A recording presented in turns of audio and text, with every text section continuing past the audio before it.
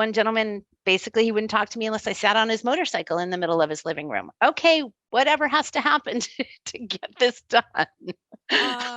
Why did he have a motorcycle in his living room? So many questions. I don't know. I just needed a statement. So welcome to The Defense Never Rests with Morgan Akins, your monthly dose of uncommon sense about all things legal and some that are not. Hi, everyone. Welcome to this episode of The Defense Never Rests. I'm your host, Meghan Henry, and today I'm joined by Judy Belinsky, who is the Director of Global Insurance Claims at Travel and Leisure. But Judy has had so much experience in risk management and claims throughout her career in hospitality and in many areas in hospitality. And she just has so much to share about claims that she's seen and just the nuances of handling hospitality type claims, because there is a balance to them that, she's in here to share, how she handles that. So with that, let's bring her in. Good afternoon, Judy. Thank you for joining me this afternoon on the Defense Never Rests. How are you today? I'm good, Megan. How are you? Great. I'm so thrilled to have you on because you and I talked a few weeks ago on the phone, I think for like an hour, and you just were regaling me with all your stories of things that you've seen in your career with claims. And I was like, you need to come on and talk about these stories because you've just seen and heard some fascinating things throughout your career. I have. I think we're going to have the scaled down version today, maybe a little bit. Yeah, we got to make it like PG for the consumer's consumption. We're not going to dispel any proprietary secrets, but you've seen a lot, and I'd love for you to share some of that with us. So I'm excited to dive into it. Well, thank you for having me. I appreciate it. I'm so thrilled. So, I get a lot of people on this podcast and claims and attorneys and everyone has a different story or a different avenue of how they've made it to where they are, and no one is the same. So, I can't imagine that you as a young lady were like, I want to go into claims. Like, this is the career path I foresee for myself. So how did you get into claims? Like, what was your path there? Actually, after high school, I went to a technical school to be a court reporter. It came relatively easy until I got to court and I found myself sitting on the sideline of the real reporter and becoming far too engaged in what was going on and forgetting that I was supposed to be documenting all of that.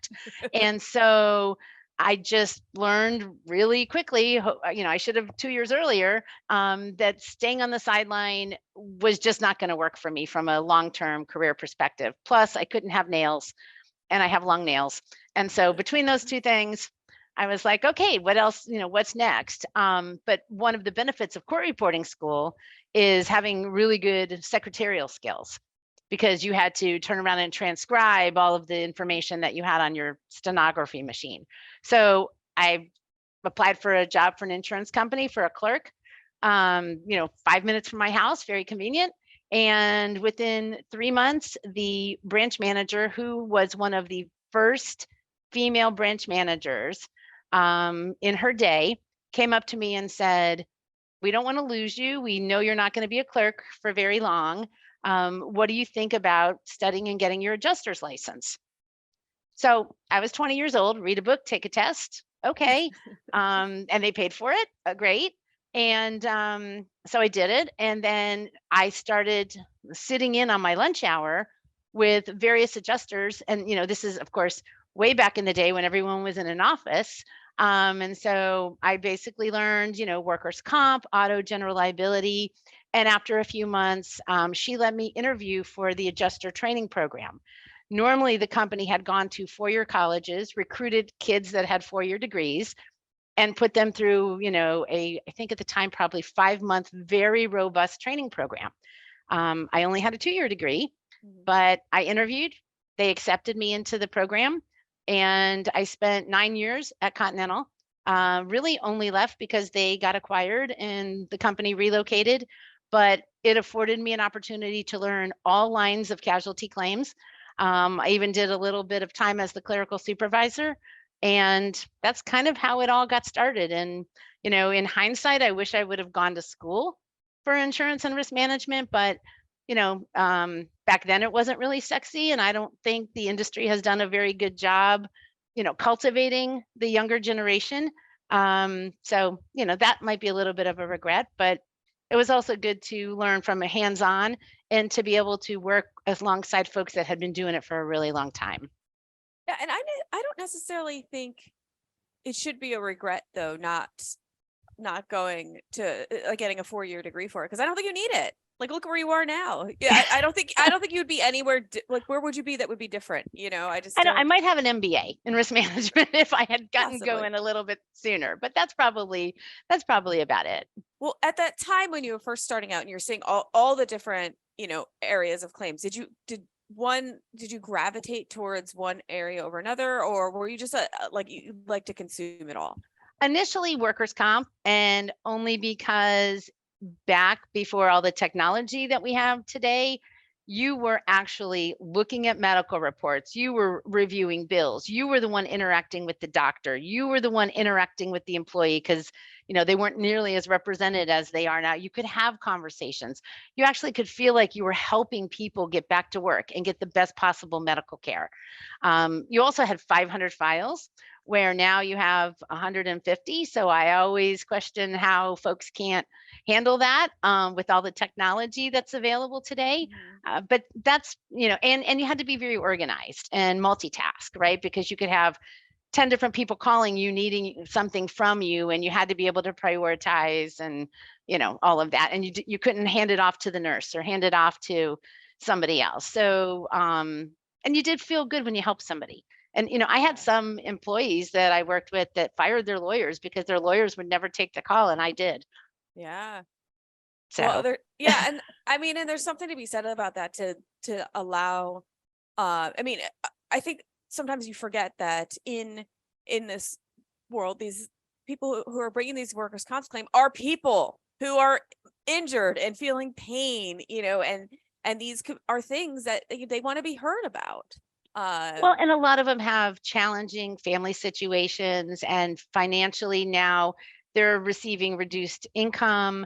And candidly, companies, and I've learned this, then going to the company side, companies always don't do a good job of making employees feel valued and wanting them to come back and working with them and helping them to come back. So it's understandable why some folks rush to an attorney.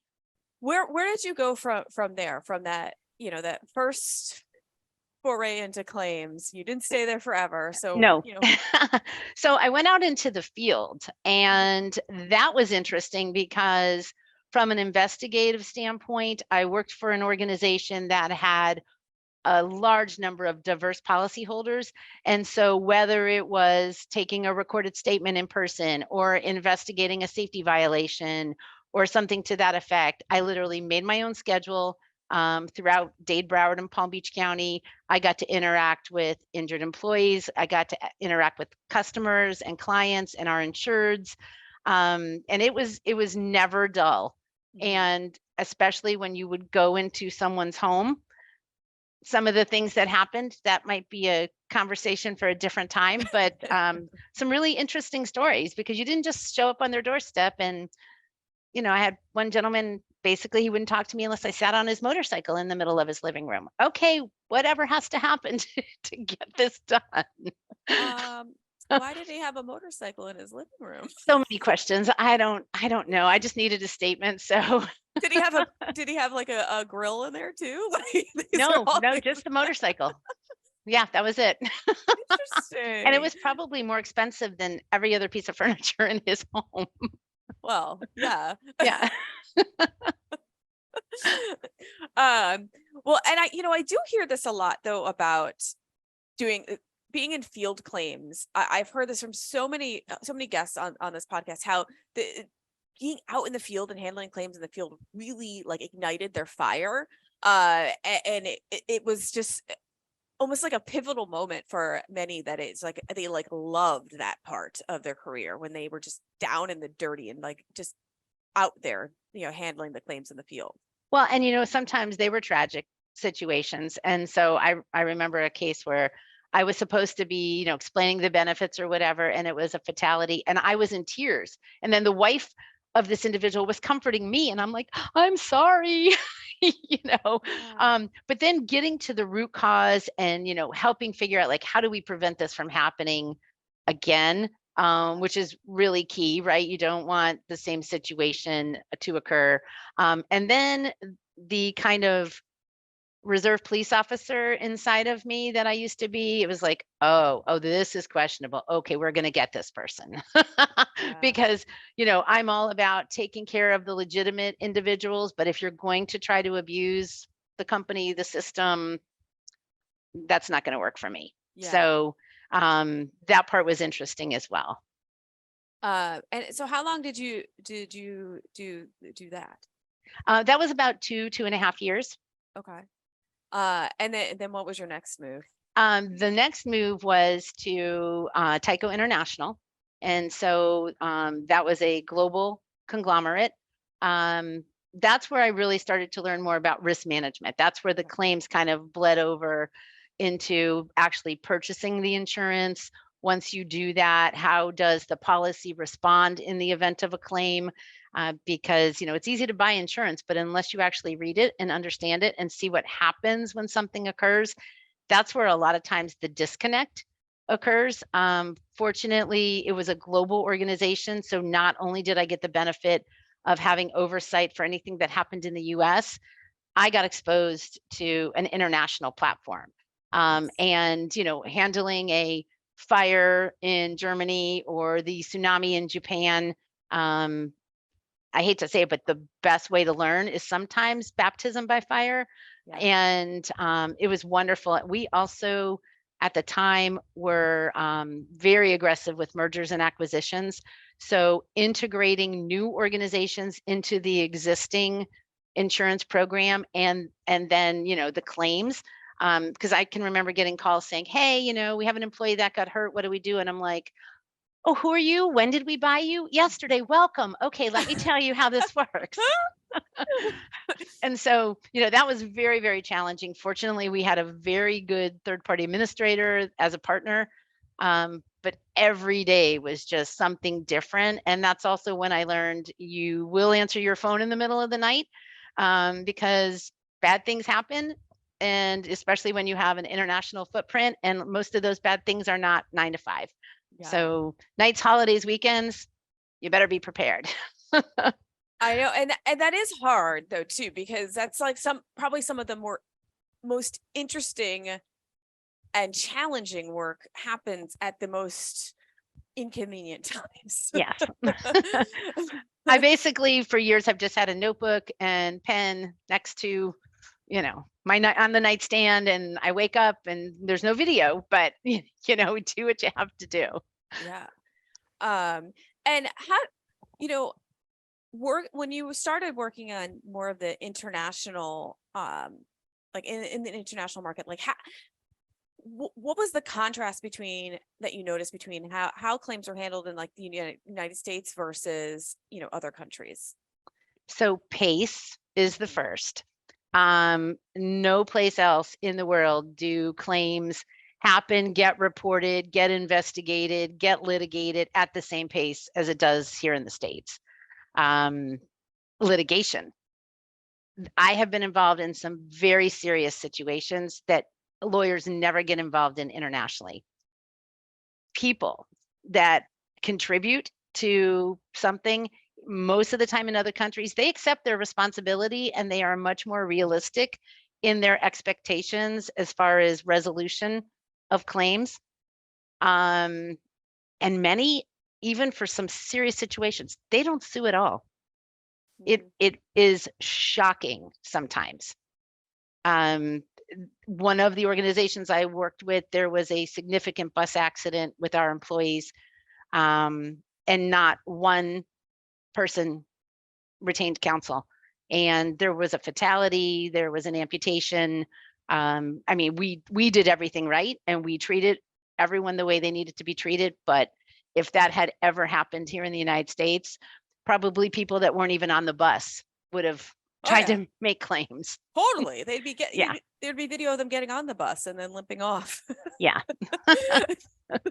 So, honestly, give me an international claim all day long.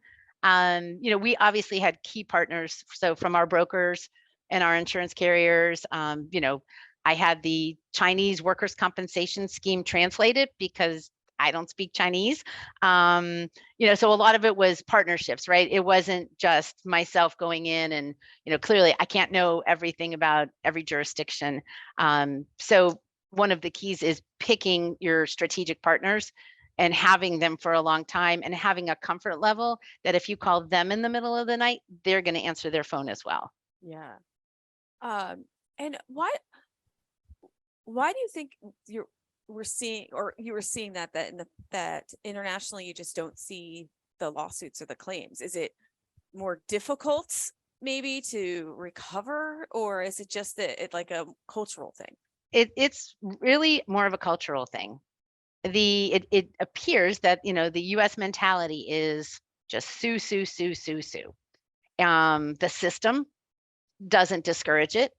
Here folks don't have to take any money out of their pocket to retain counsel, where in some other jurisdictions around the world you have to. Some you have to submit a petition to the government and they come up with a random amount of money for you to send to them if and when you choose to proceed with your case and recover anything. That's a huge deterrent for fruitless litigation. So if we had anything like that here, I think it would be a lot different. Yeah. And you're not the first person who I've talked to on this program that has said something very similar to that, and the contrast between, the litigation culture in the United States compared to what you see internationally. Very, very similar. So and honestly, it's getting worse. So, you have these litigation funding organizations now that in my career, historically, that never existed. And that is adding to more nuclear verdicts, more completely ridiculous settlements. And I don't see any end in sight unless there is some type of serious regulatory, involvement that says, hey, you can't be doing this. Yeah. And that's another giant topic for another time that that we won't dive into. But well, and then thereafter at some point you then get into more hospitality type hospitality organizations, right? Tyco actually so the CEO went to jail, and that's public knowledge. I'm not disclosing anything I shouldn't be. And the company split twice. So I went with both of their subsidiaries. One was an existing organization, again, global footprint, heavy manufacturing.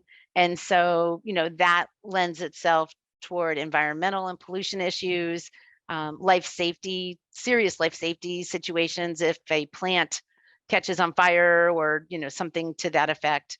And then the next company was more focused on security.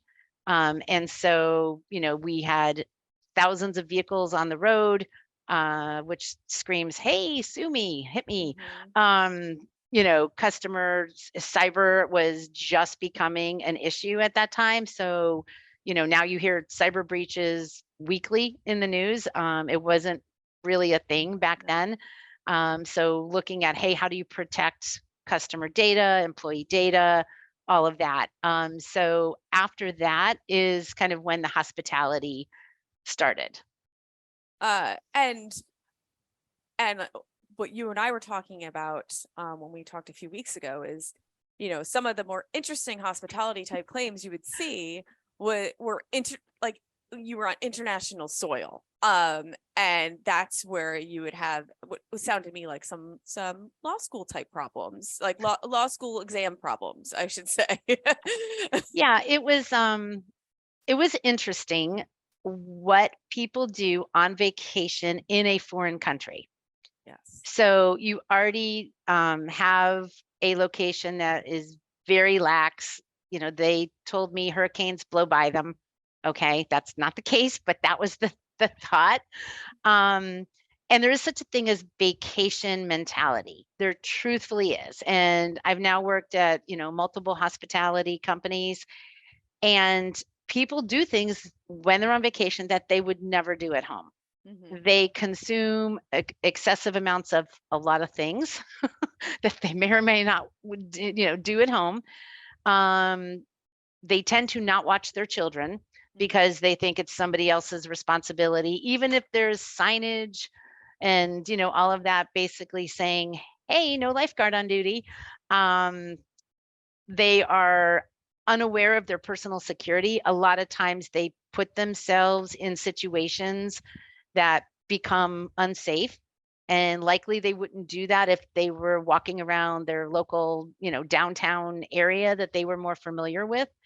They go to jail, and then they call and they say, hey, what are you guys going to do to help me out? And my response always was, let's recap the facts leading up to your incarceration. Yes. And once we did that, then they understood that, hey, we didn't really have any liability, and you might want to address that fine and, get out of jail and go home. So it's very interesting, just the lack of awareness that people have. I mean, I've traveled all over the world. I've been very fortunate. And I am more conservative and I am more careful when I am in another country than potentially I am here in the States, just because the laws are different, the rules are different. And the last thing you want to do is end up in jail or end up in a serious situation. I really can't think of a more terrifying scenario than being in jail in a foreign country.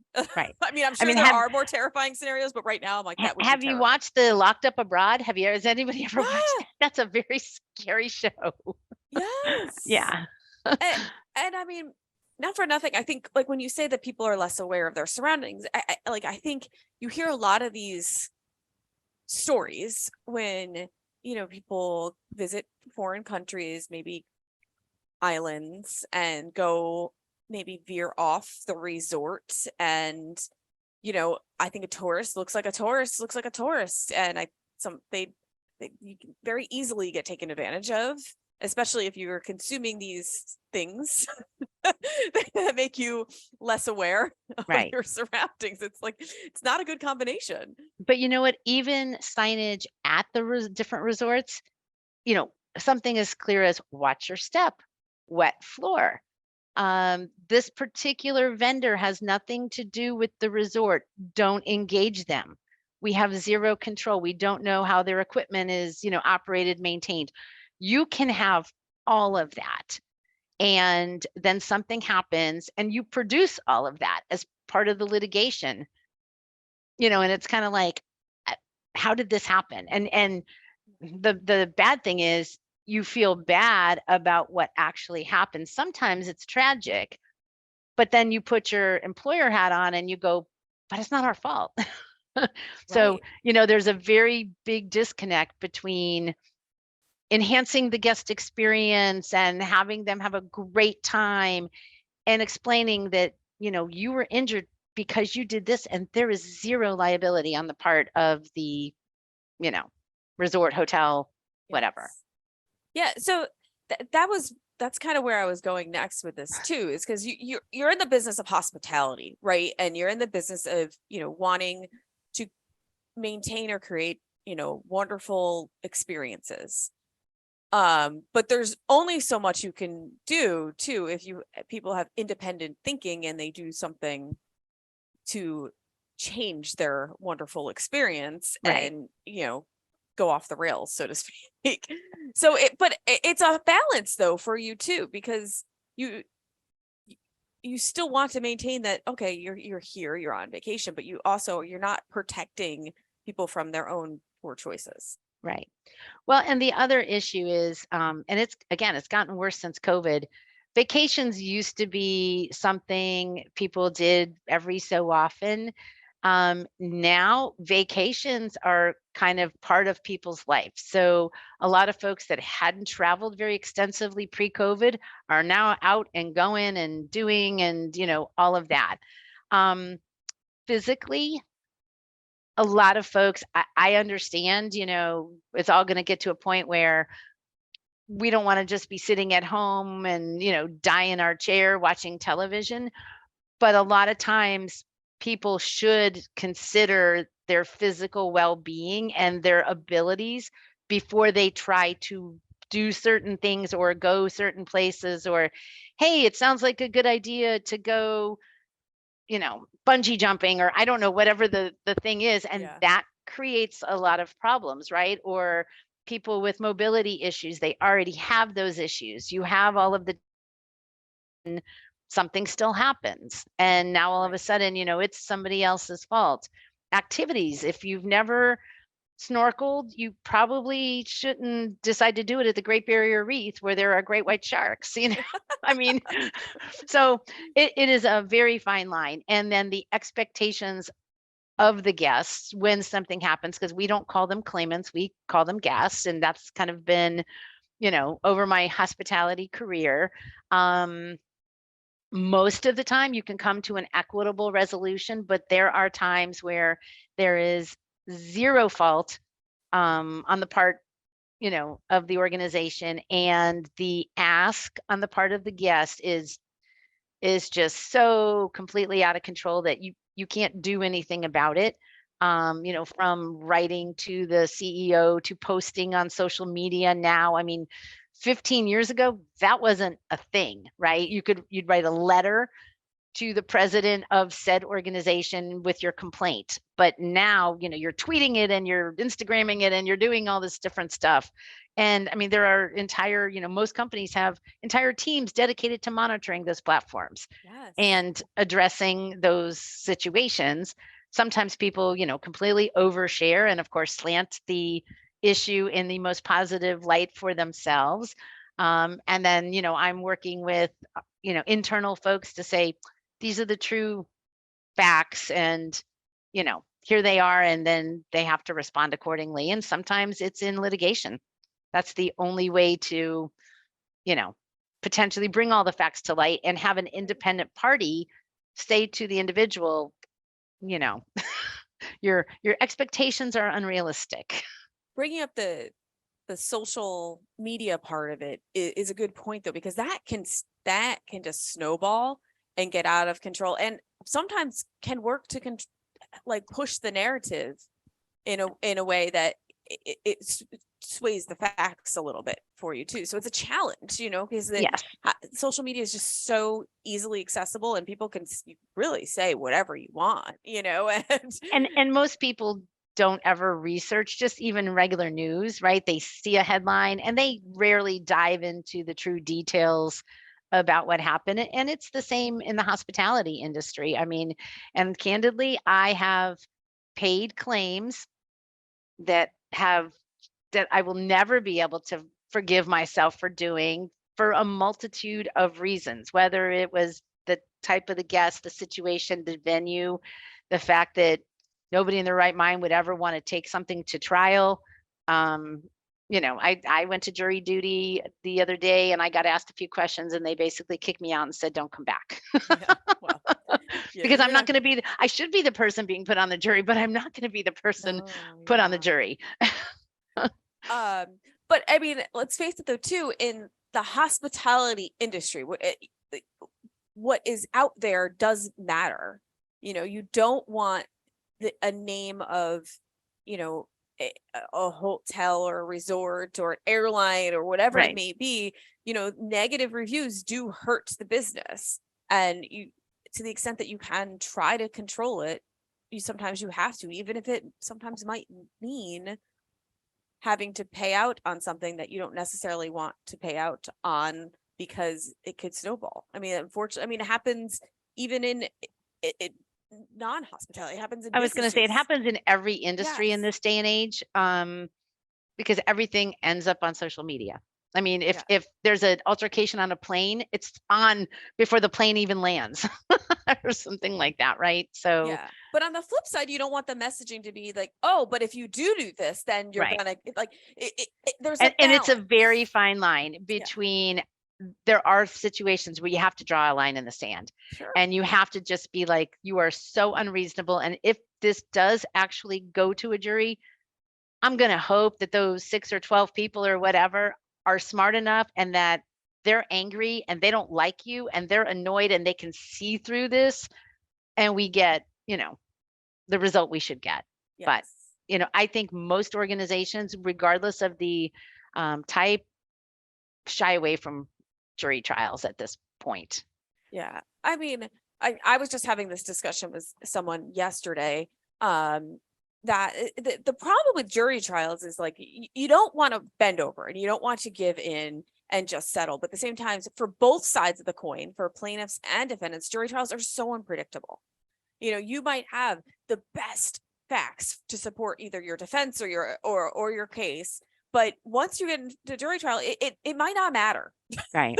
Right. And unfortunately for either side, that's just that the unpredictability of that is not great. When the average person doesn't want to be there, most of the people that should serve figured out a way to get out of it or didn't get selected. Yeah. So you also have to look at, who's potentially sitting on that jury, and I mean, it's very easy to pull up statistics, right, as far as verdicts in certain places around the country and, and all of that. It's like, oh, well, this is supposed to be more conservative, or don't take it here because, they're giving away the farm. But even that doesn't matter. Sometimes it's, does the jury like your lawyer better than their lawyer? I mean, and you're not going to know that. No. And it sometimes it can be like, oh, do they like how your lawyer is dressed? So they believe them more, like, Right. Or they're like, oh, I don't like her pin, so Yeah. I'm going to go against her. Like it can be. It's way too random for my taste. Yes, I just remember on so many jury trials afterwards, and you pull the jury, and their reasoning for how they got to the end is baffling. Like, I will never understand it. And I mean, there's very smart jury consultants out there that maybe they understand, but I still think it's pretty random. Like, it just, you never know. Right. You're spot on, and you're an attorney. So that's coming from somebody who potentially, tries cases. Yeah. I remember I was monitoring a trial a few years ago, for an excess carrier. And after the verdict came down, talking to the jury, their assessment of the case was solely based on the two attorneys and their evaluation of those two attorneys, and what they gleaned from the whole presentation of the trial and what I knew about those two attorneys was stark contrast. Like, I was like, what they decided what was true for the defense attorney, I was like, that is not accurate at all. And then I even said the plaintiff's attorney is like, oh, it looks like someone that you would just like hang out with, and he like was a regular old guy. I'm like, that guy's got more money than anyone in this room. It makes no sense. Right. You want us to tell the jury, go sit in the parking lot and go see what kind of car he jumps into when this is over. Exactly. Who's getting into the Honda Accord and who's getting into the Maserati?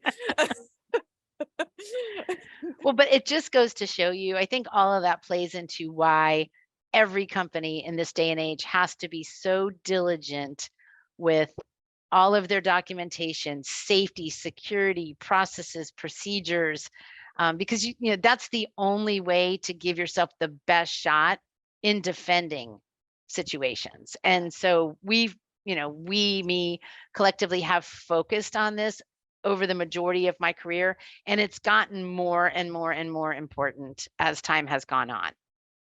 You have to have the documentation. Yes. And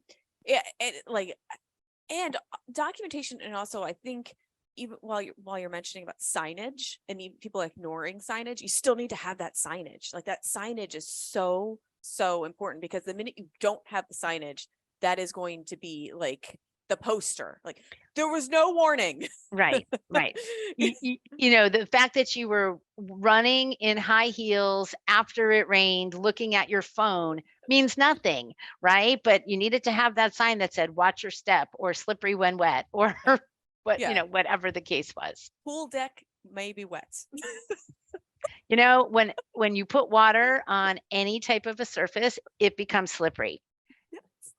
So, I would think the majority of people know that, but it doesn't seem to matter.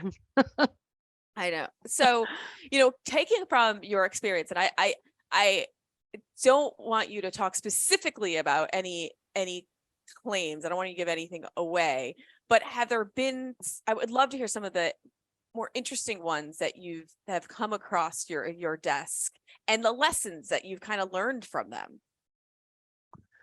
So in the hospitality industry, bugs, not just bed bugs, every kind of bug. If it's one little tiny fly that flew in when you opened that sliding glass door, that's an issue. And so I think we had talked before that there are plenty of jurisdictions, and maybe you can order them online. You can buy bed bugs. There are people that have made careers going to multiple hospitality companies with their bed bugs. You know, it's going to happen. They can jump on your suitcase in the belly of a plane. You know, they can live for months. This is probably more than anyone needs to know, but they can live for months in different areas. Right now, everyone's itching themselves. I know. I have a process. When I check in, I have a magnifying glass, but I know too much about it.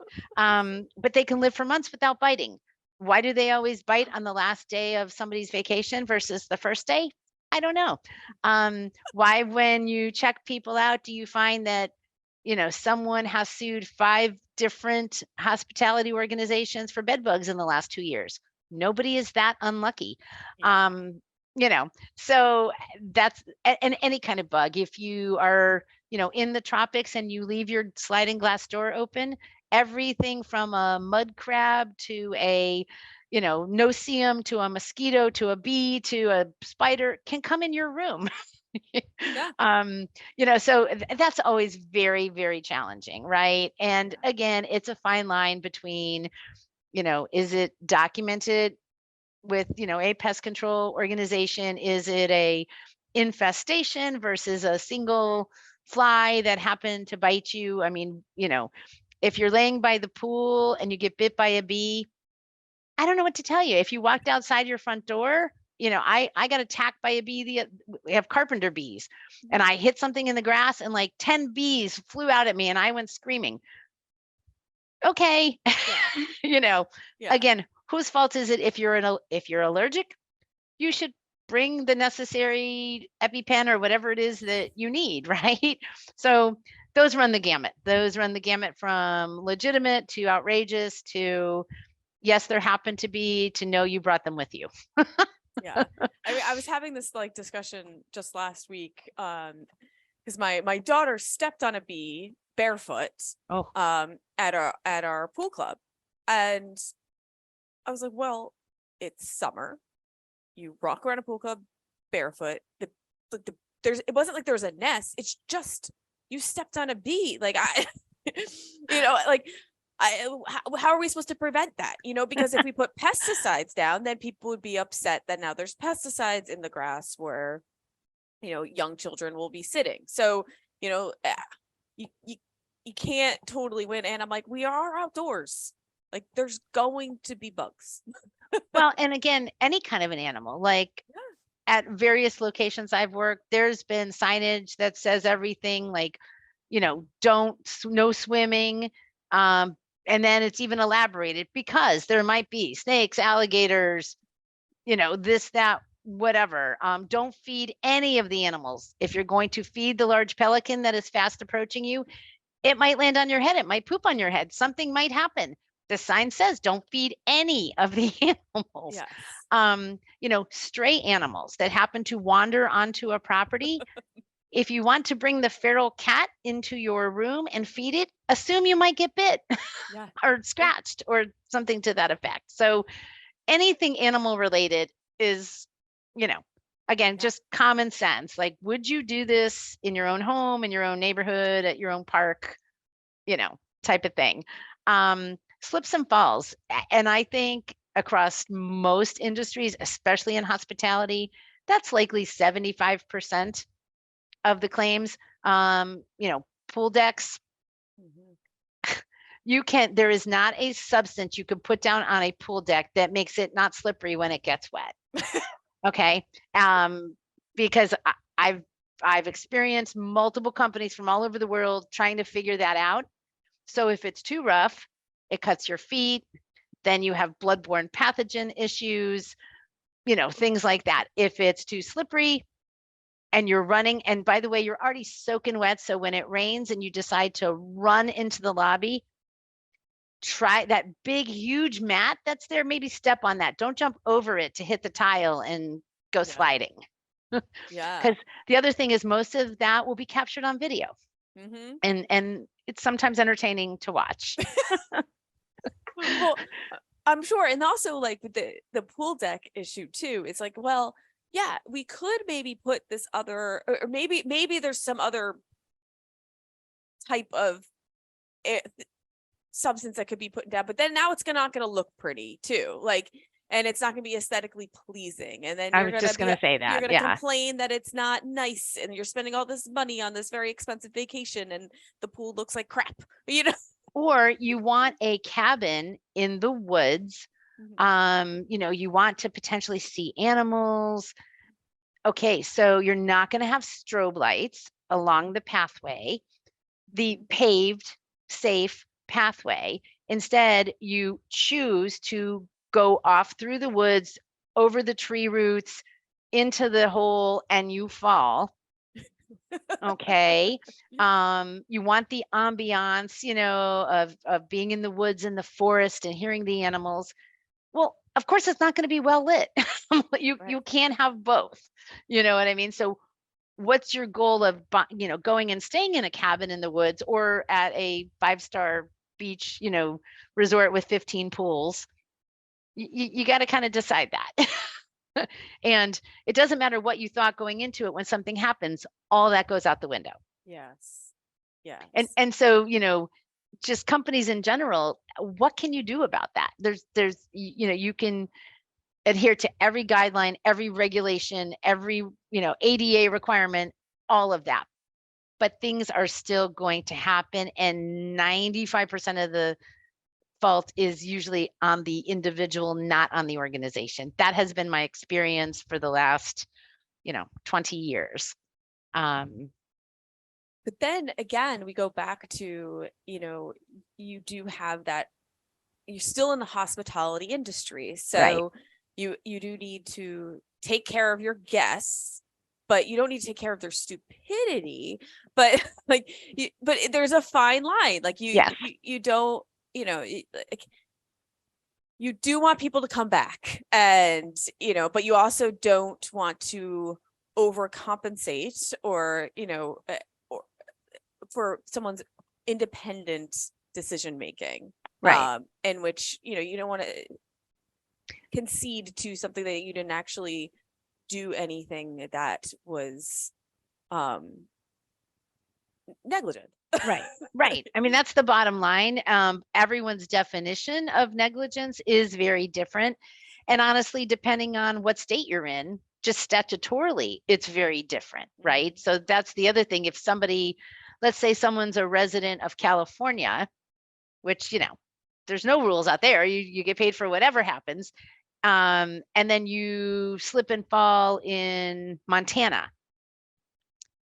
Just trying to explain the difference. And when they're used to, oh, well, I slipped and fell in Walmart and I got $100,000 in California versus, well, things are a little different over here. So a lot of times, and we partner with our third-party administrator. We have an excellent team. We educate them about the business, about the property. I see every claim that comes in. I am immediately given direction to our locations to say, here's all the things you need to be doing. I'm having conversations with the adjusters to say, let's focus on this. This is, what we need to be on the lookout for. But every day I do things that I have to grit my teeth just for the customer experience. Yeah. And then, we didn't even talk about like the behind closed doors. Yes. So once people shut that door, the things that go on, because, clearly no surveillance, no video, anything like that. Did the dishwasher leak? Didn't it leak? Did the sink overflow? Did you stuff something down that sink to make it overflow? Did you hang your wedding dress on a sprinkler head and discharge it and it flooded 15 rooms? So I mean, there's just a host of things that happen behind closed doors. And that's probably the most shocking to me in the hospitality industry, is how little responsibility people want to take for what happens to them when they're in the room all by themselves with Yeah. no employees, nothing defective. You woke up in the middle of the night and maybe you were disoriented and maybe you didn't take your medication and you go to grab your walker, but you don't have time because you really need to get to the restroom. And then you slip and fall, or you fall off the toilet, or you fall getting in and out of the shower. Not sure what we could have done to, assist with that not happening. And it's interesting because I think it's such a change in personal mentality, because if it happened in your own home, you couldn't blame anybody because it's your own home. But suddenly now you're someplace else. One, your common sense gets thrown out the window. And two, then suddenly you're like, oh, well, I fell down in the bathroom. It's not just because, I got out of the shower and my feet were wet and I may not have had a mat down, even though this mat is provided over here. I may not have put it down, but now it's going to be someone else's fault. Right. If there's a mat, then the mat moved or slid. If there isn't a mat, there should have been a mat, even though you could have asked for a mat and you didn't ask for a mat. Like there is no, it's such a gray area. There is like no perfect formula so that, it doesn't happen again. You just have to do what you can do to investigate, mitigate, have the guest have as pleasant of an experience. And then you have the flip side. You have people that are like, I should have been paying attention. I did this, stupid me. Okay, we're good. So, and even, that sometimes depends on where is the guest from. I hate to stereotype, because I grew up in Florida and I live in New York. But it matters. It absolutely matters. And even just, how pleasant they are in the process, how understanding, how accommodating, it really does make a huge difference. Yeah. And I mean, I'm not surprised to hear that, because I see it, on my end too, when it definitely, you see different personalities from different places. And sometimes they just want to vent. So we've found that whether they're venting on site or whether they're venting to an adjuster, sometimes that's all you need to let them do. They just want to be heard. Or you'll have somebody, fall off property or do something. And they're like, I just want to make you aware, because maybe you can tell XYZ, this is unsafe and they should do something about it. So you have, those kind of folks too. It's like, or they just say, I shouldn't have done X, can I have an ice pack? Thank you. And I imagine, though, you do see a lot of like alcohol kind of related claims too.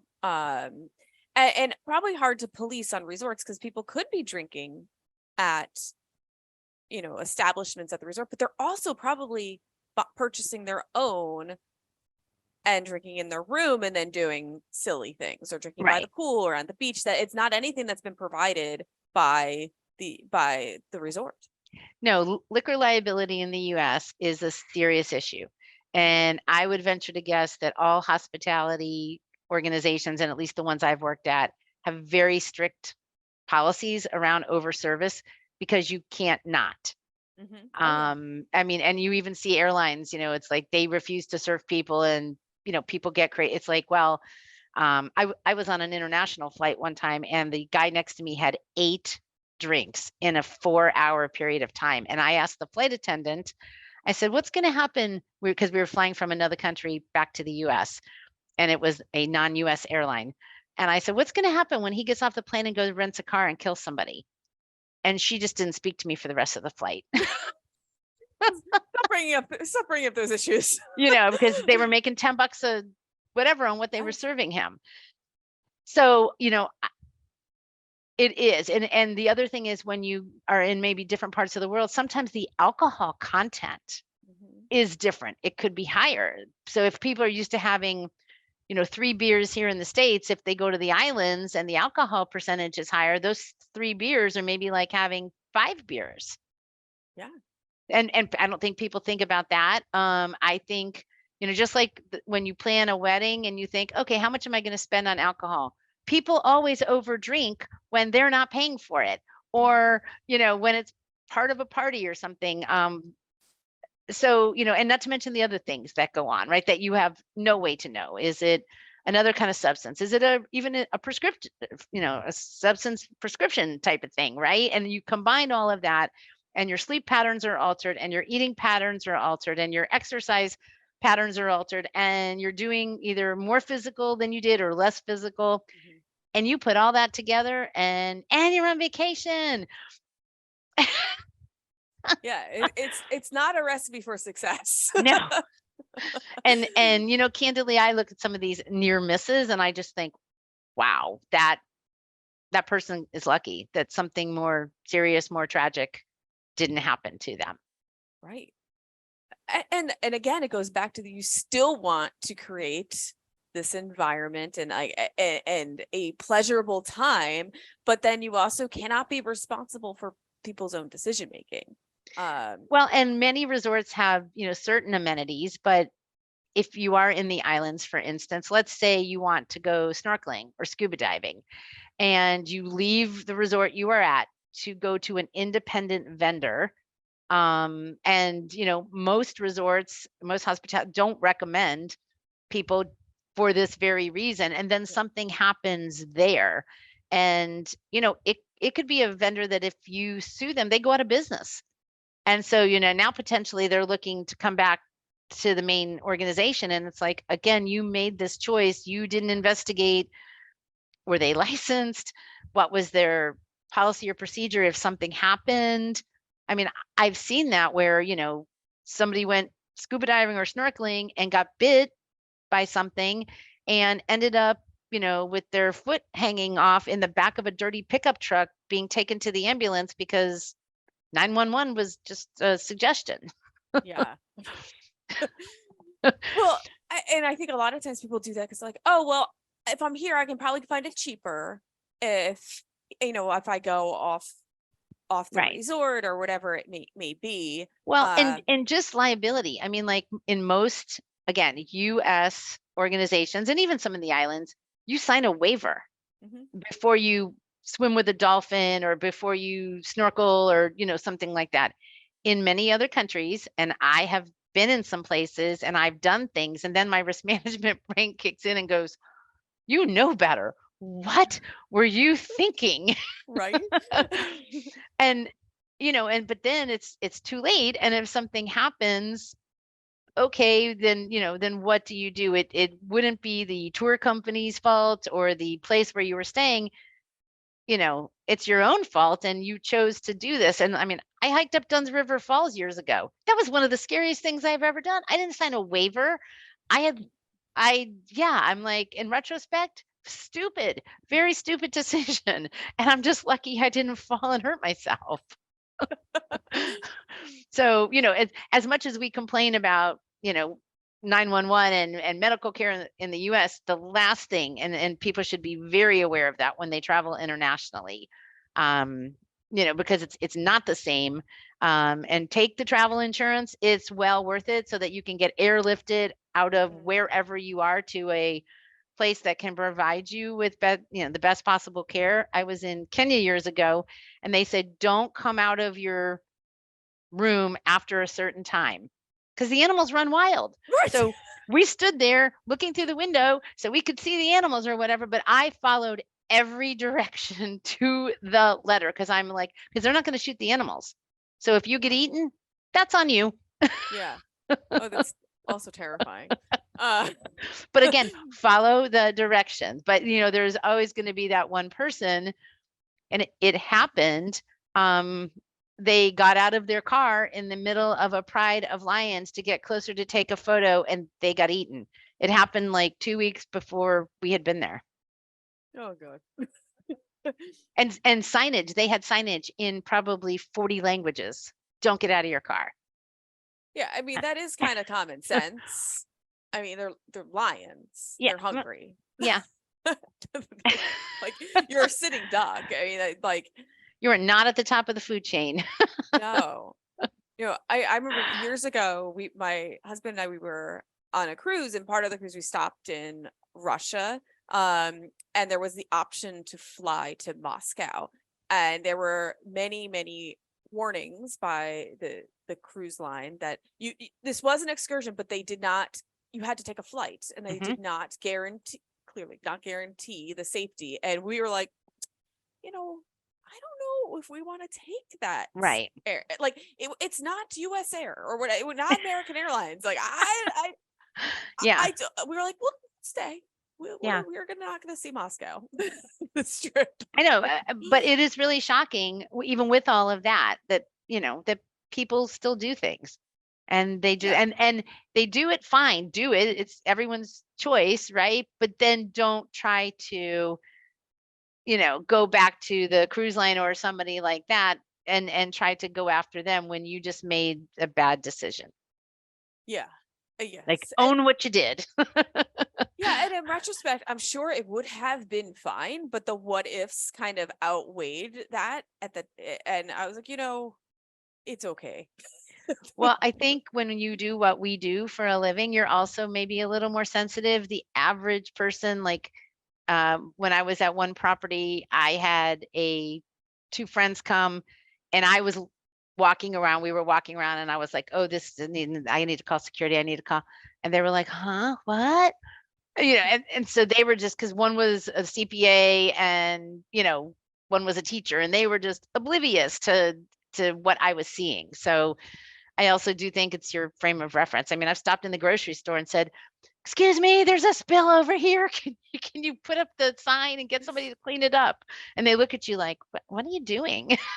Yeah, I was in the grocery store the other week and like saw like a squished grape I'm like, am I in the middle of a case right now? Like it's a squished grape, and like I was like, this is the law school problem right now. And we weren't in the produce aisle. I was like, oh, this right. is How'd that grape get into the meat aisle? I think I was in the paper product aisle to even make it even more confusing.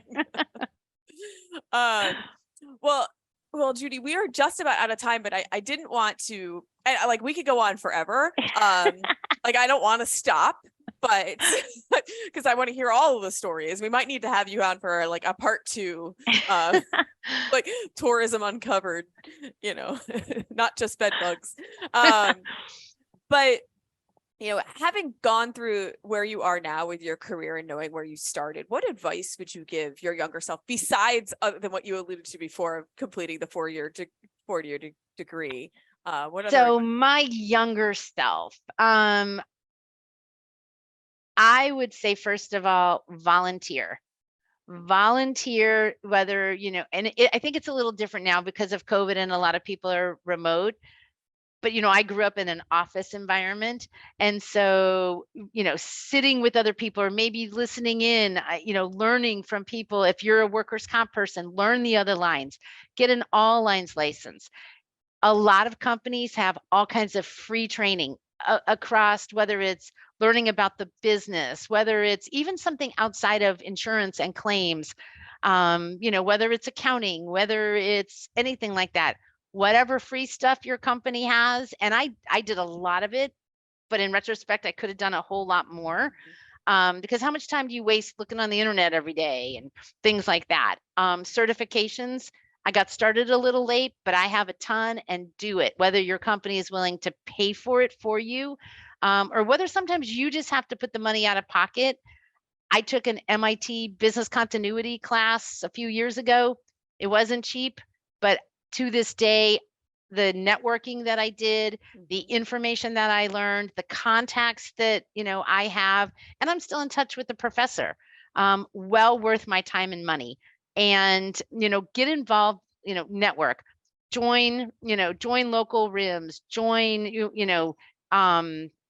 you have a CPCU, if anything like that, where you can continue to grow your knowledge. And, with all the designations, you have all kinds of ethical requirements and continuing education credits. There is so much stuff now that's free So, and if your focus is general liability, learn some comp, sit in on something that, a class for nuclear verdicts, just really expand your horizons as much as possible. Have like a 1, 3, 5-year plan. I always ask myself, what do you want to be when you grow up? Because the best person that could work for me is somebody who wants my job. So find somebody internally, externally, look at their LinkedIn, go, okay, I want this job in 3 years. These are the things I need to do to get it, and figure out a plan to be able to do it. And then one thing for the females in the group, don't settle and be underpaid. When I started in my career, I was afraid to ask for what I'm worth. I have saved companies millions of dollars. I have, in my younger days, I was underpaid compared to my male counterparts, even though I had more designations and more practical experience. It's gotten better.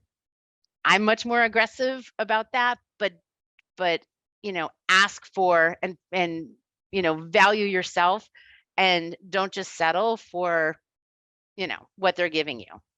Yeah, I think that is such a great point too. And also to go off that or piggyback onto what you said about picking like where you want to be. I would say don't be afraid of reaching out to that person, whether you know them or they're a stranger, and just ask. Because I feel people generally feel like honored when you're like, hey, like can I pick your brain? Like, Yeah. What did you do? How did you get there? Like, I'm never bothered by that. I'm most times I'm flattered. Right. Well, and Like, you know ooh. what? Anybody who's ever worked for me, I can honestly say they've gotten designations, they've joined local groups. It's so important, and I still think even more for women than men. And if anybody wants to reach out to me, I'm happy to chat. Yes. Yeah. Well, so with that, can you just let our listeners know how they can find you? Since you've given them an open invitation to pick your brain. You can find me on LinkedIn. And my personal email is on the one little section, the about section, I think. Okay. So just connect with me, and if 50 people respond, I may not be able to respond to everybody, but I really am happy because I have had very good mentors along the way. And like I said, if when my retirement comes, if I have a bunch of people that want my job, that's the best case scenario. Yes, it is. Because then also, especially if you know who wants your job, you could help them. Yeah. Yeah. Like and sometimes it's confusing, right? There's hundreds of classes and courses you can take. What's the best for you? What's the best for you now? What's the best for you to develop your career 3 to 5 years from now? A lot of them are in parts. So how do you do it? How do you, if you have a family?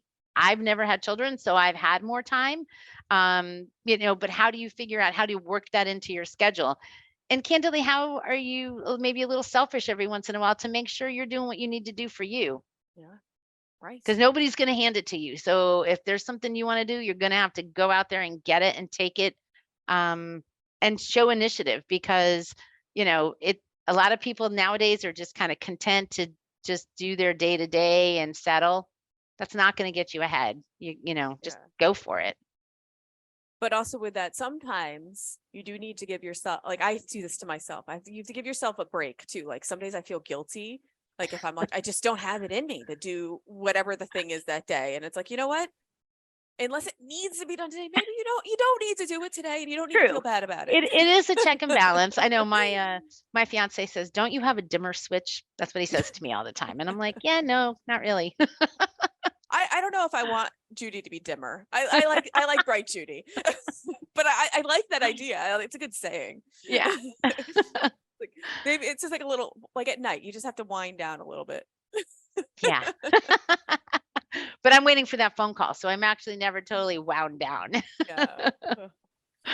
Well, Judy, thank you so much for spending the time with us today. I truly appreciate it. I appreciate everyone who comes on this podcast and shares with me. I know my listeners enjoy it, and I certainly enjoy it as well. So thank you so much. And of course, for everyone listening out there, if you like what you hear, please remember to like and subscribe to the Defense Never Rests on Apple Podcasts. You can also find us on YouTube at TDNR Podcast. Thank you. Thank you, Megan. Have a nice day. You too.